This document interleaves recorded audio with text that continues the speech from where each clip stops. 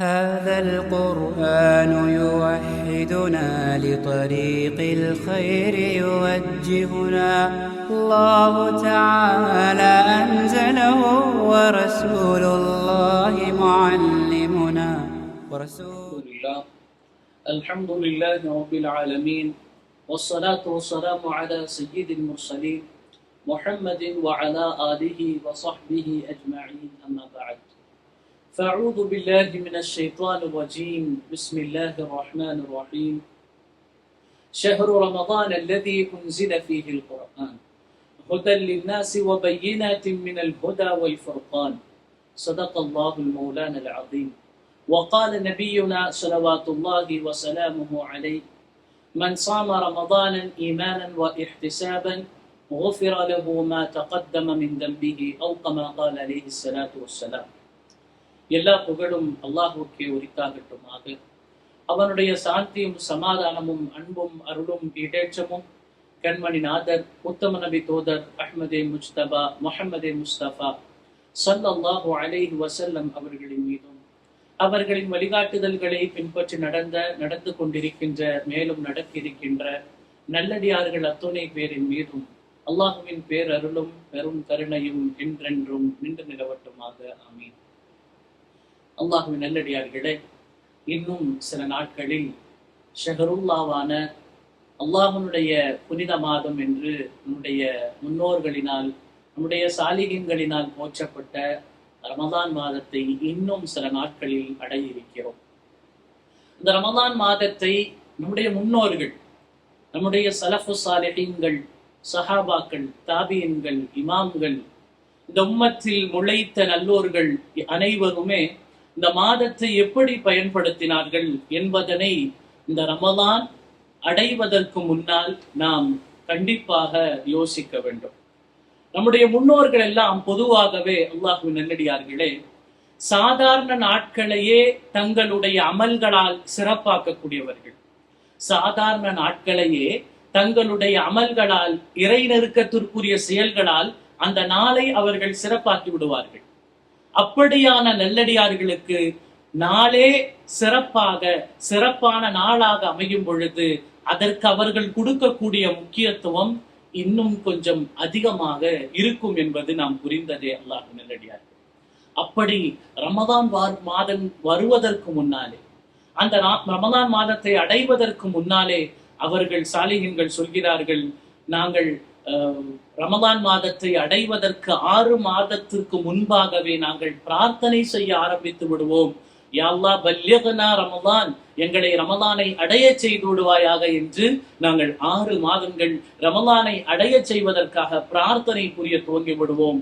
அந்த ரமதான் நிறைவடைந்ததற்கு பிறகு எங்களுடைய அமல்கள் அங்கீகரிக்கப்பட வேண்டும் என்று அடுத்த 6 மாதங்கள் நாங்கள் பிரார்த்தனை செய்வோம் என்று நாம் எல்லாம் ரஜபு மாதம் வந்ததற்கு பிறகுதான் ரமலானை குறித்தான ஒரு புத்துணர்வு, ரமலானை குறித்தான எண்ணம், இதோ ரமலான் வந்து விட்டாது என்று நம்மளுக்குள்ளான அந்த சிந்தனை நம்மளுக்குள்ள அவ்வப்போது வந்து செல்வது ரஜபு மாதத்தில் இருந்துதான்.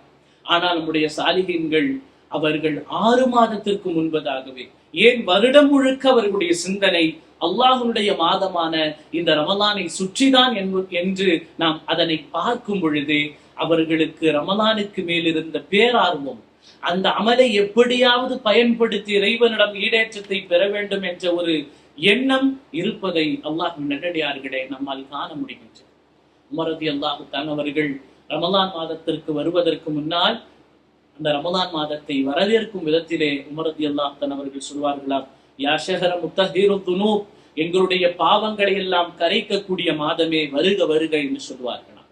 எனவே அல்லாஹ்வின் நல்லடியார்களே, நம்முடைய முன்னோர்கள் இந்த ரமலானை எப்படி பயன்படுத்தினார்கள்? சாதாரண நாட்களையே சிறப்பாக்கக்கூடியவர்கள். சிறப்பான நாட்கள் கிடைக்கும் பொழுது என்ன செய்தார்கள் என்று நாம் வரலாற்றிலே படிக்கும் பொழுது அல்லாஹ்வின் நல்லடியார்களே, தங்களுடைய ஒவ்வொரு நேரத்தையும் அவர்கள் திட்டம் தீட்டி வைத்திருந்ததாகவும், ரமலானிற்கென்று பிரத்யேகமாக அவர்களிடத்திலே ஒரு செயல் திட்டம் இருந்ததாக நம்மால் பார்க்க முடிகின்றது. பொதுவாகவே சலஃபு சாலிஹீன்கள் ரமலான் மாதத்தில் 4 அமல்களை மிக மூர்க்கமாக அதற்கு தங்களுடைய முழு அர்ப்பணிப்பை செய்தவர்களாக நம்முடைய முன்னோர்களை நாம் பார்க்க முடியும். அதில் ஒவ்வொன்றாக நாம் பார்ப்போம். முதலாவதாக ஸலஃபு சாலிஹீன்கள் குர்ஆனுடைய மாதம் என்று இந்த மாதத்தை போற்றுகின்றார். அல்லாஹ்வுடைய இந்த ரமலான் மாதம் வந்துவிட்டால் உடனே எல்லா சாலிஹீன்களும் ஃபிக்ஹ் துறை அறிஞர்கள் எல்லாம் தங்களுடைய ஃபிக்ஹ் துறை விட்டுவிட்டு குர்ஆனிலே மூழ்கி விடுவார். ஹதீஸ் துறை அறிஞர்கள் எல்லாம் ஹதீஸை விட்டுவிட்டு குர்ஆனிலே மூழ்கி விடுவார்கள்.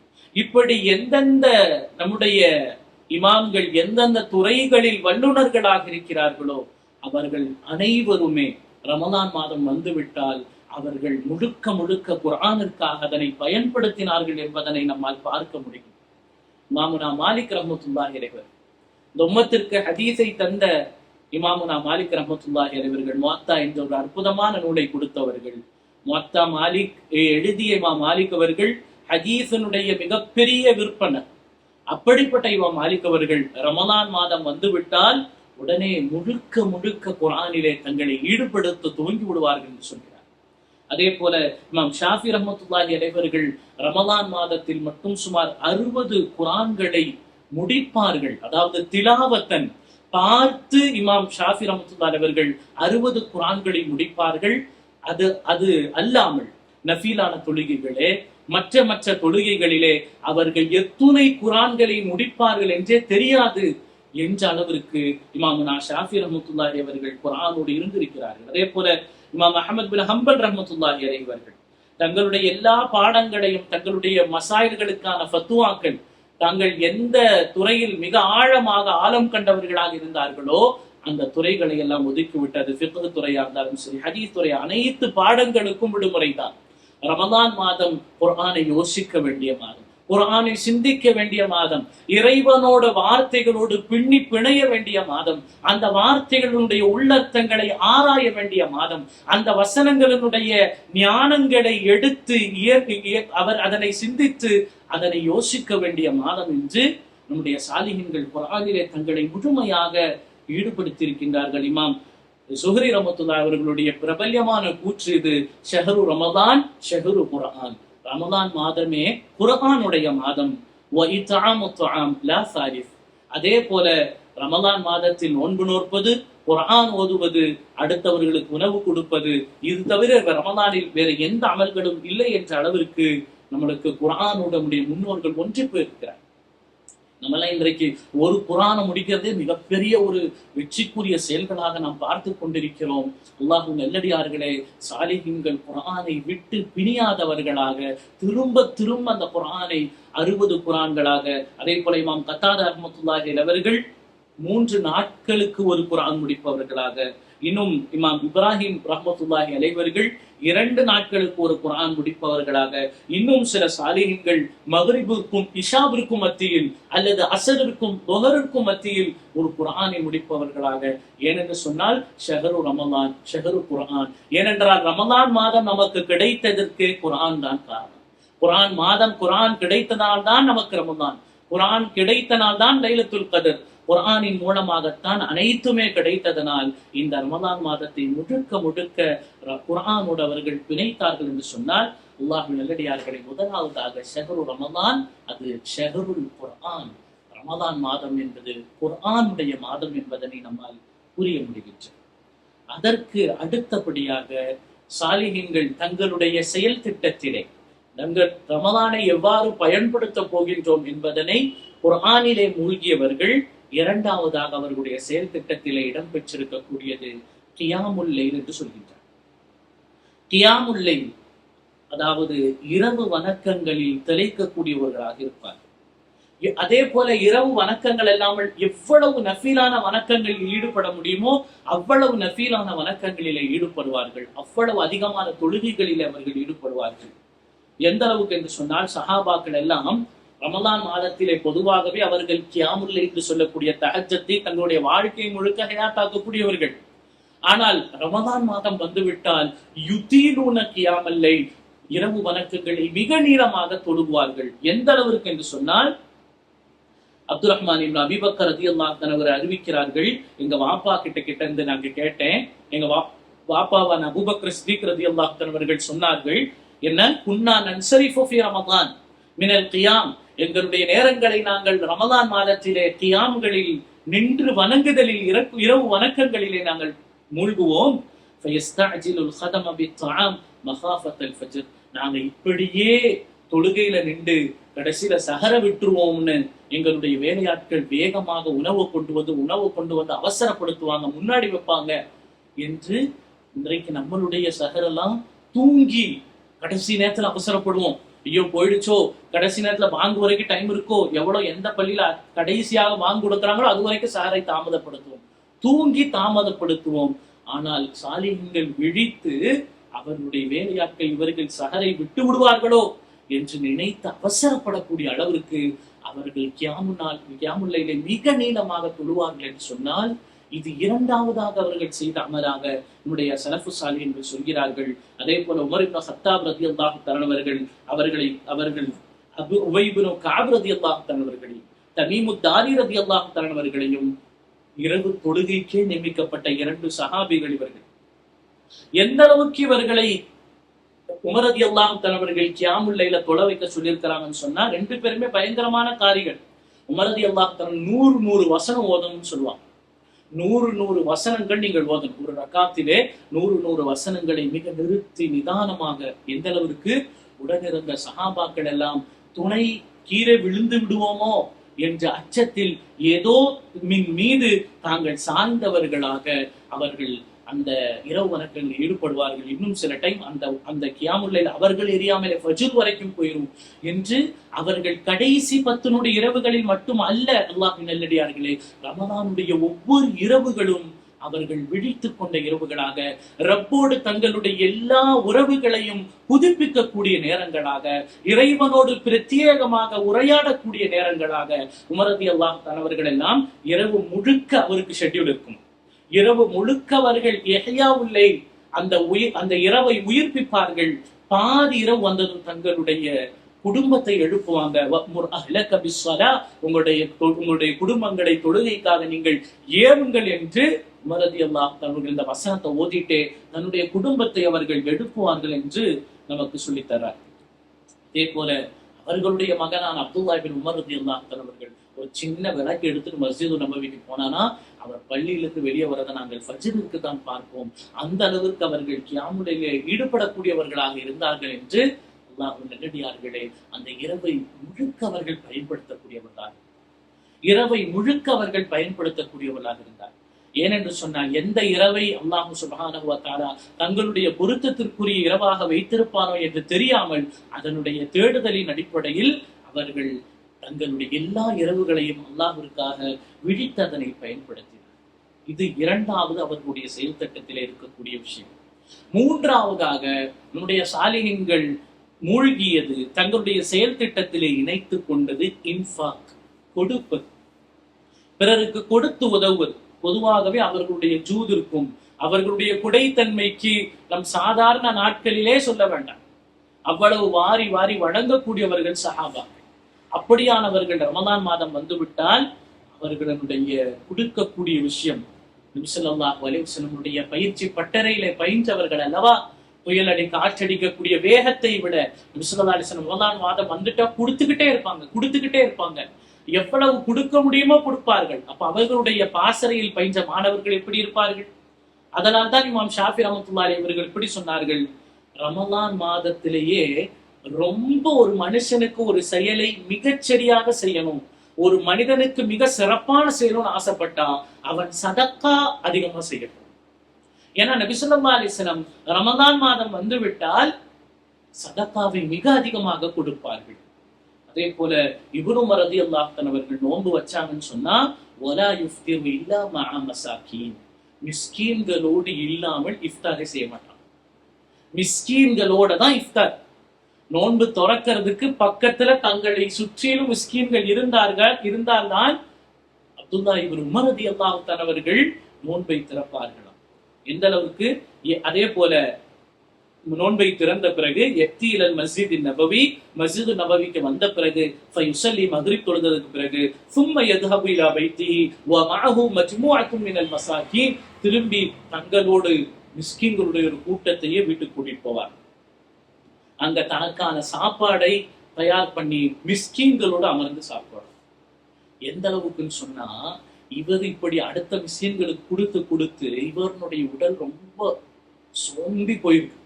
அப்போ சுற்றி இருந்தவர்கள் எல்லாம் அப்துல்லா இப்னு உமர் ரலியல்லாஹு தன்னுடைய மனைவியான ஹப்ஸா ரஹ்மத்துல்லாஹி அலைஹா அவர்கள்கிட்ட கேட்டாங்களாம், ஏன் நீங்க உங்களுடைய கணவரை இப்படி வச்சிருக்கிறீங்க, ஏன் இப்படி உங்களுடைய கணவரை வச்சிருக்கிறீங்க அப்படின்னு கேட்கும்போது ஹப்ஸா அம்மா சொன்னாங்களாம், நான் எங்கங்க, நான் என்னுடைய இது சமைச்சுதான் கொடுக்குறேன், ஆனால் அவர் எப்ப பார்த்தாலும் மிஸ்கின்கள் கூட்டிட்டு வந்து உட்கார்ந்துடுறாரு. அப்ப என்ன ஆகுது, தெருவில் இருக்கக்கூடிய மிஸ்கின்களை எல்லாம் வராதீங்க, அந்த மனுஷன் கொஞ்சமாச்சும் சாப்பிடட்டும் என்று சொல்லி அவர்கள் அன்னைக்கு அப்துல்லா இப்னு உமர் காத்திருந்து பார்க்கிறாங்களா, மிஸ்கின்கள் வரவே இல்லை. அன்றைக்கு இரவு ஒண்ணுமே சாப்பிடாமையே அப்துல்லா இப்னு உமர் தன்னுடைய இரவை கழிக்கிறாங்க. அப்போ கொடுப்பதில், அதுவும் இதாமு தாம், பிறருக்கு உணவு கொடுப்பதில் அவர்கள் இல்லாமல் இஃப்தாரே கிடையாது. அப்துல்லா இப்னு உமர் ரலியல்லாஹு தஆலா அவர்கள் அதே போல அவர்கள் சாப்பிட்டு இருக்கும் பொழுதோ அதை யாராச்சும் ஒருத்தவங்க வந்து ஏதாவது கேட்ட உடனே அவர்களுக்கு கொடுக்கக்கூடியவர்களாக இருந்திருக்கின்றார்கள். அதே போல யூனஸ் இப்னு யஸீத் ரஹ்மத்துல்லாஹி அவர்கள் அறிவிக்கிறார்கள், இமாம் ஸுஹ்ரி ரஹ்மத்துல்லாஹி அவர்கள், ரமலான் மாதம் வந்துவிட்டால் இத்ஆமு தஆம் சியாம், நோன்பு வைப்பார்கள், பிறருக்கு உணவு கொடுப்பார்கள். இந்த இரண்டு அமல்களை மிகவும் அவர்கள் அற்புதமான முறையில் அவர்கள் செய்தார்கள். அதே போல ஹம்மாத் இப்னு அபீ சுலைமான் அவர்கள் எல்லாம் மிகப்பெரிய தாபீன்கள், தபா தாபீன்களினுடைய பட்டியலிலே வரக்கூடியவர்கள். அவர்களை குறித்து சொல்லும் பொழுது சொல்லுவார்கள், யுஃப்திரு ஃபி ஷஹ்ரி ரமதான் 500 இன்சானின், அவர்கள் ஷஹர் ரமதான் முழுக்க 500 நபர்களுக்கு சதக்கா கொடுக்கக்கூடியவர்களாக இருந்தார்கள். ஒவ்வொரு நாளுமே அவர்கள் ஒவ்வொரு நபருக்கு 100 திர்ஹம் 100 திர்ஹம்களை கொடுக்கக்கூடியவர்களாக இருந்தார்கள். எனவே சதக்கா அல்லாஹ்வின் நல்லடியார்களே, கேட்டால் கொடுப்பதல்ல சதக்கா. யாராச்சும் ஒருத்தங்க ஏதாவது தேவையை அறிந்து வந்து கேட்டால் கொடுப்பதல்ல சதக்கா. இன்னைக்கு நம்ம அப்படிதான் நினைச்சிருக்கணும். சதக்காவுடைய தரம் அந்த அளவுக்கு தாழ்ந்து போச்சு. யாராச்சும் வந்து ஏதாவது கேட்டா கொடுப்பதல்ல சதக்கா, நாம் தேடி தேடி போய் வழங்குவதுதான் சதக்கா. நம்ம தேடி போய் கொடுக்கணும். அதே போல உற்றார் உறவினர்கள்ல யாரெல்லாம் வலிந்தவர்களாக ரொம்ப வறட்சியில வறுமையில இருக்கிறார்களோ அவர்களுக்கு இந்த ரமதான் மாதத்தில் எவ்வளவு கொடுக்க முடியுமோ அவர்கள் அவ்வளவு கொடுக்க வேண்டும். அப்ப தேடி போய் கொடுத்து அதில் தான் சாலிஹீன்கள் இன்பம் கண்டார்கள். நாம் நம்மை தேடி வருபவர்களுக்கு நாம கொடுக்கணும். அப்ப சதகாவுக்கு சாலிஹீன்கள் கிட்ட மிகப்பெரிய ஒரு அதுக்குன்னு எந்த அளவுக்குன்னு சொன்னா, ரசூலுல்லாஹ்வுடைய மனைவியான ஸைனப் பின் ஜஹஷ் ரலியல்லாஹு அன்ஹா அவர்கள் ரமலான் மாதம் வரும்போது வேலைக்கு போனாங்க. நெசவு தொழில் செஞ்சு அதுல வர்ற காசை எதுக்குண்டா சதக்கா கொடுக்கறதுக்கு மட்டும். சதக்கா செய்வதற்குன்னு வேலைக்கு போய் அந்த அம்மையார் கொடுப்பாங்க. எதுக்குமா நீங்க வேலை போறீங்க? நான் சதக்கா செய்ய. ஒரு பெண்ணாக இருந்துட்டு வேலை செய்துட்டு அதில் வரக்கூடிய தொகையை சதக்கா செய்யக்கூடியவர்களாக இருந்தார்கள் சொன்னா, ரமலானுடைய சதக்காவின் சிறப்பை நாம் இதன் மூலம் புரிந்து கொள்ள முடிகின்றது. அல்லாஹ் நல்லடியார்களை, கடைசியாக சாலிஹீன்களுடைய பட்டியலில் இவ்வளவு இபாதத்தில் மூழ்கியதன் காரணத்தினால், தங்களுடைய ஈடேற்றத்திற்காக இவ்வளவு அவர்கள் தங்களை தாங்களே அவர்கள் சிரமப்படுத்திக் கொண்டு பல அர்ப்பணிப்புகளுக்கும் பல தியாகங்களுக்கும் தயாரானார்கள் என்றிருந்தாலும் கூட, அதே நேரத்தில் உம்மத்திற்கு செய்ய வேண்டிய வேலையை விட்டும் அவர்களுடைய இபாதத், அவர்களுடைய இறைவணக்கம், இறைவனுக்கு செய்ய வேண்டிய காரியங்களை விட்டும் உம்மத்திற்கு செய்ய வேண்டிய வேலையும் அவர்கள் ரமலான் மாதத்திலே செய்தார்கள். அப்படி என்ன உம்மத்திற்கு வேலை செய்தார்கள்? இந்த உலகளாவிய மக்கள் சமூகத்திற்கும் ரமலான் மாதத்தில் அவர்கள் செய்தது என்ன? அநியாயங்களையும் அநீதிகளையும், அநீதி செய்யக்கூடிய ஆட்சியாளர்களுடைய ஆட்சி அதிகாரத்தையும், அந்த திரை சீலைகளை எல்லாம் கிழித்து எறிந்தது ரமலான் மாதத்தில். ஆமாம் சகோதரர்களே, பத்ரில் தொடங்கி இஸ்லாமிய போர்க்களம் ரமலான் மாதத்தில் தான் நடந்தது. யுத்ஹிருல் ஹக்க அலல் பாத்தில், அசத்தியத்தை எதிர்த்து சத்தியம் ஜெயித்தனார். அல்லாஹ் சுப்ஹானஹு வ தஆலா யௌமுல் ஃபுர்கான், அசத்தியத்தையும் சத்தியத்தையும் வேறறுத்து காண்பித்த நாள் இந்த பத்ருனுடைய நாள் ரமலான் மாதத்தில் நான். அவர்களுடைய இபாதத்துகள் அவர்களை பலவீனப்படுத்தவில்லை. ரமலான் மாதத்தில் அவர்கள் நோற்ற நோன்புகள், அவர்கள் கொடுத்த சதக்காக்கள், அவர்களுடைய இரவு வணக்கங்கள் அவர்களை உடல் ரீதியாக பலவீனப்படுத்தவில்லை என்றாலும் அவர்களுடைய ஆன்மா மிக வலுப்பட்டு நின்றது. அதனால் இந்த உம்மத்திற்கு அவர்கள் நிறைவேற்றியாக வேண்டிய பொறுப்பை அவர்கள் நிறைவேற்றினார்கள். பத்ர் ரமலான் மாதத்தில் தான் நடக்கும். அதே போல ஃபத்ஹே மக்கா, மக்காவினுடைய வெற்றி ரமலான் மாதத்தில் தான் நடந்தது. அதே போல பாரசீக பேரரசை ஜெயித்த மிகப்பெரிய காதிசியாவுடைய போர்க்களம் சஅத் இப்னு அபி வக்காஸ் ரலியல்லாஹு தன்னுடைய தலைமையில் நடந்த போர் எப்பங்க நடந்துச்சு? இதே ரமதான் மாதத்தில். அதே போல தாத்தாரியர்களை வேறறுத்தது 400 வருடம் 300 வருடத்திற்கு இமாம் அபுல் ஹசன் அலி நத்வி ரஹ்மத்துல்லாஹி அவர்கள் சொல்லுவார்கள், சுல்மத்துன் லா துஸத், அதாவது இதற்கு இந்த ஒரு இடைவெளியை நிரப்பவே முடியாத அளவுக்கு அவ்வளவு பெரிய ஒரு நஷ்டத்தை அனுபவித்திருக்கிறது இஸ்லாமிய சமூகம் தாத்தாரியர்கள்.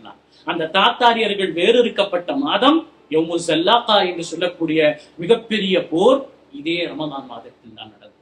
800 வருட காலம் இஸ்லாமிய வரலாற்றின் பொற்காலம் என்று பேசக்கூடிய ஸ்பெயினுடைய நாடு வெற்றி கொள்ளப்பட்ட மாதம் ரமதானுடைய மாதம்.